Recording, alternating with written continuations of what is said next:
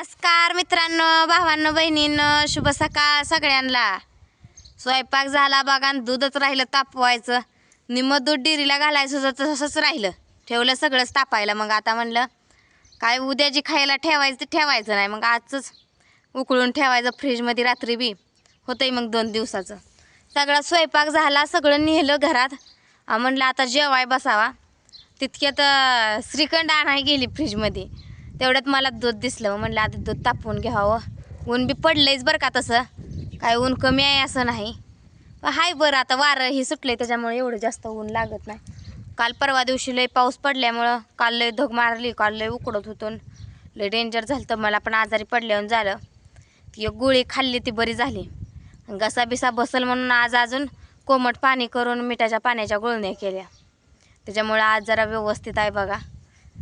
सरपण आणलं होतं काल का, तुम्ही तर बघितलंच होतं काल किती सरपण आणलं होतं. रात्रीचा स्वयंपाक आणि सकाळी स्वयंपाक एवढं उडलं. काय करायचं का, ही वारं लागतं या, आणि ह्या वाऱ्यानं काय चुलीत जाळ राहत नाही. हाय आता सध्या जाळ बरं का, पण ह्या वाऱ्यामुळं दिसत नाही उन्हानं वाऱ्यानं. लाकडं घातली ती, आणि ह्या इकडं आणली ती बघा ह्यांनी मग अशी लाकडं. ते दिसली का सुबाबळीची. शर्टाला सुबाबळ आणाय गेलतं वरच्या रानात. मग येताना तेवढी लाकडं घेऊन आलेत तोडून. म्हणलं तुला तेवढीच एका स्वयंपाकापुरतं तर जळान घेऊन येतं या म्हणलं. मग आता काय लागतंय म्हणल्यावर आता आणलंच पाहिजे, सरपण आणायच पाहिजे. मला आज म्हणते तर या कुठं गॅस काय एवढा महाग झाला नाही, 2-4 रुपयानं झाला असेल. घरगुतीसाठी लय काय महाग झाला नाही.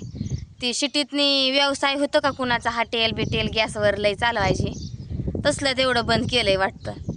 मला म्हणते तर या गॅस झाला महाग आणि महाग. मी बी केलं ही, मोबाईलवर बी येत होतं. केला चुलीव स्वयंपाक. जाऊ द्या मरू द्या, काय थोडंसं नेट लागेल, पण चुलीवचं खाल्लेलं चवीचं असतंय म्हणते ती, टेस्टी असतंय. आता इतकीन दिलंय दी झालं. आता जसं घर बांधलंय करत होती आदनं मधनं ही बाहेर, पण जसा गॅस आणला माझा मला सेपरेट तसं ती मी गॅसवरच करत होती. तेवढीच गॅसची बचत होईल. तेवढं 4 रुपये वाचत्यालं. सरपणाचं काय तोटोळावी, पण फिरायला लागतंय, हुडकावं लागतंय लांब लांबपर्यंत. 2-2 किलोमीटर जायला लागतंय सरपण आणायला. जायचं मग आता काय करायचं, लागतंय आपल्याला म्हणल्यावर केलं तर पाहिजेच. आणायचं, करायचं, स्वयंपाक करायचा, खायचं, निरोगी जीवन जगायचं. काय तर हे नाही म्हणते तर गॅसवरचं खाऊ वाटणार, भाजी चवीला येणार, भाकरी चिकलागत लागते त्यानं. हाय आपलं आता मग आता चालू हितच करायला. वाऱ्यानं बघा इथं घोटाळतंय, दुधात घाण चालली. तरी मी डवची लय कर नाही त्याला. आणि झाकावा तर ती उतू आलेलं फसा काढायचं नाही, एवढं मोठं दूध उतू जाईल चुलीत सगळं. म्हणून उघडं करून ठेवलं या. झालं का तुमचं जेवण, चहा पाणी, नाश्ता? सांगा कमेंटमध्ये. आणि काय चाललंय तुमचं, निवांत आहे का? माझं तर निवांत चाललंय बघा. आता काय करायचं, चालू आहे आता. लसूण काढा येईल 4 दिवसात. लसूण तेवढा काढून घेते, पेंड्या बिंड्या बांधून नीटनीटकं करून ठेवते. लावलाय गेल्या बारीचा लसूण काय चांगला आला नव्हता. ह्या इकडं लावला होता त्या रानच होतं खराब. ते बोरचं ती रेती गेली अशी, बोर पाडलेल्याच्या कडेलाच लावलं होतं. त्याच्यामुळं गड्डं बी काय मोठं झालं नाही, तर सगळं तुटून निघलं. पेंड्या बांधायला कुठं राहिलं नाही. आता औंदा बांधते की पेंड्या चांगल्या पोर्चमध्ये बांधून ठेवते, नाही तर मागच्या शेडमध्ये तर बांधून ठेवते. मोहरं कसं होतंय, मोहरं बांधून ठेवला म्हणजे कोण बी म्हणतंय देशी लसूण हाय द्या. द्यायला काय नाही, थोडंफार देतंय माणूस, पण आपल्याला बी लागतं या वरसा खाणं. आपला बी द्यायचं म्हणलं का हाताला थोडं तितकं लागत नाही. देतोय आपल्याला बकळलं की 2-2 पेंड्या देऊन टाकायच्या, आणि पुन्हा मग आपल्याला एकात आणून खायची बारी येते. त्यामुळं मागच्या शेडमध्ये बांधते. घरात ठेवावं तर घरात धगीनं नसतंय ते लसूण, त्याच्यामुळं वारा खेळत राहिलं पाहिजे. बांबू एक लांबडा टाकायचा आणि त्याच्यावर जुड्या अशा बांधून करून टाकून ठेवायच्या.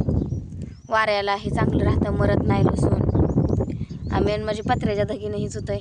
बघू काय करतात ह्यांनी. शेडमध्ये जर दिलं बांधून तर बरंच आहे, कारण शेडमध्ये चौकून वारं येतं या. इकडे भिताड आहेत इकडून तिकडून, त्याच्यामुळं हे होतंय. जरा एवढं वारं खेळतं राहत नाही. घरामागच्या शेडमध्ये बी म्हणा, मोरच्या बी पोर्चमध्ये म्हणा, पण एवढं वारं खेळत नाही. शेडमध्ये कसं इथं पोर्चमध्ये झळया लागते त्या बाहेर कट्यावर, आणि उन्हाचं जर तिकडं शेडमध्ये जाऊन बसलं का गार वाटतं या. त्याच्यामुळे मला तर बसाय तिकडंच बरं वाटतं बरं का. तर इकडं लेकरं ही आहे ती आपण बसलं का लेकरं काय करते ती लगी भोवतानी येऊन तिथंच घाणीत आणू तर का घाणीत आपल्या भोवतानी जो लोळती म्हणून इथं कट्यावर आपली बसते. हातरून टाकायचं चटई ऊन झालं का आणि बसायचं. उन्हाच्या आधी कामं उरकून घेतली का काही काम आहे उन्हाच्याला उन्हाचं. निवांत बसायचं लोळायचं. लेकरं मस्त भोवतानी घेऊन झोपवायचा प्रयत्न केला तरी लेकरं बी झोपत नाही ती काय नाही ते. मेन म्हणजे ते आणट्याच लय आगाव आहे. साऱ्या घराचा भिरभिरा करते त्या दिदीला आणि त्या गुडीला जर वैताग आणतंय त्यांनाच हाणतं या. मोठ्या आहे त्या पोरी पण त्यांनाच हाणतंय उपारत्या. काय करायचं. ते बारकं आहे तिसरं शेंडफळ ते लय नाटकं करतं या. बारकं आहे म्हणून त्याला कोण काय बोलत नाही हाणत नाही ती मारत नाही. त्या दिदीला लय आहे ती पोरगी. आलाय फुगा आता का दुधावर.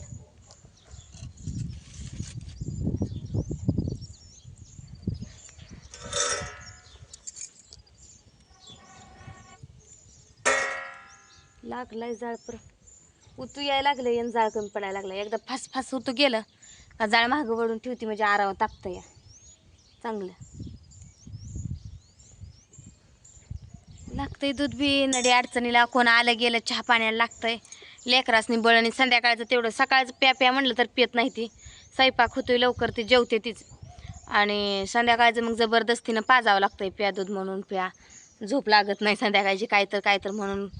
आणि ते आणट्याला तर दाब देव पाजायला लागतं या नकोच म्हणतं प्यायला.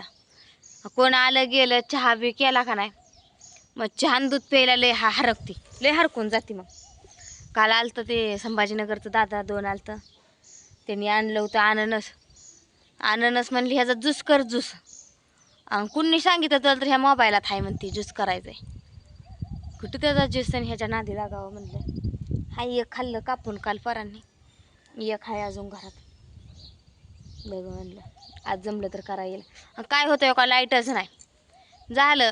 9 वाजल्या जी लाईट जाती या ती संध्याकाळी दिवस मावळतानाच येते. दिवसभर लाईट नाही. कूलर लावून बसल वाऱ्याला म्हणलं तरी लाईट नाही. आणि नेमकं ह्या उन्हाळ्याचं काही गावाकडं असलं लोडशेडिंग का फोडशेडिंग काही तर केलं या आणि ते दिवसभर लाईट नसते. फ्रीज बी बंद पडतंय आणि त्यातलं पाणी खाली येतंय. मग त्या फ्रीजमधलं दिवसभर लाईट नसल्यामुळं ती बर्फ आहे काय ते फ्रीजरमध्ये बर्फ बसलेला असतोय आणि ते सगळं बाहेर येतंय पाणी लोंडा. त्याच्यामुळं लय वैताग येतो मला. ती लाईट असली म्हणजे जरा बरं वाटतं. लाईट असली म्हणजे बरं वाटतंय. ह्या इकडची हो का ही आंब्याची झाडं घेतली होती खुरपणी अशी लाईन इकडे चक्कूच्या भोवतानी राहिलंय तीच खुरपायचं का ती कसं दिसतंय. म्हणजे चक्कूच्या बुडात टाकलंय तसलं काहीतरी ती बारीक वैरणीचं खरकाट मरकाट तिथं होतं की कुटीच्या शेजारी. कुटी करायची तिथंच घाण ठेवायची. मच्छर हो गुचिड हो काही टेन्शन नाही कोणाला. ह्यांनी त्या दिवशी समजा गोळा केलं नाही काही झाडाच्या बुडात टाकले. झाडाला बी कधी एक खुरपं मारायचं नाही काय नाही. लावली आहेत ह्यांनी झाडं म्हणल्यावर कशाला काय करते. पेरू तेवढं लागलं की तोडून आणते ती. जाऊ द्या बरं द्या. आणि ते रोटरा ह्यांनी बोलवलंय ती रोटर तसलं बारका असतंय ती झाडं रोटरायला ती बी बिचारा ये नाही. एकाच भाऊचा आहे व ती बी कुठं नाजऱ्याला हाय माझी मशीन आणि कुठं हाय होतंय 2 रोजात पण आणतो इकडंच. असं करून लांबत झालं या. ते कांदं काढून घेतले तर ते बी वापा रुटरून घ्यायचा आहे. त्याच्यात अजून डबल कांदं करूया म्हणते तर तेवढंच होतं ते मसाल्यालाही. वाटलं नव्हतं आम्हाला इतकं कांदं होत्याला ह्यात बरं का. क्विंटलभर तर कांदं झालं ते चांगलं झालंय आपलं कांदं हे. लागतंय आपल्याला एकात आणून बी काय परवडत नाही. कांदं एकात आणायचं सगळं एकात आणायचं काय परवडत नाही.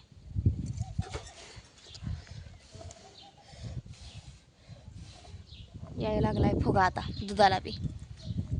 तर चला तुमचं काय चाललंय काय नाही सांगा कमेंटमध्ये. काय बनवलंय जेवणात ती काय म्हणते ती मेनू काय बनवलंय नवीन तुम्ही सांगा. मी बनवलंय बघा फ्लावरची आमटी बनवली. बाजरीची भाकरी बनवली. या सगळेजण खायला. दही हाय दही इरजान लावलं होतं रात्री ते. या सगळेजण उन्हाळ्या दिवसाचं दही ताक खायला.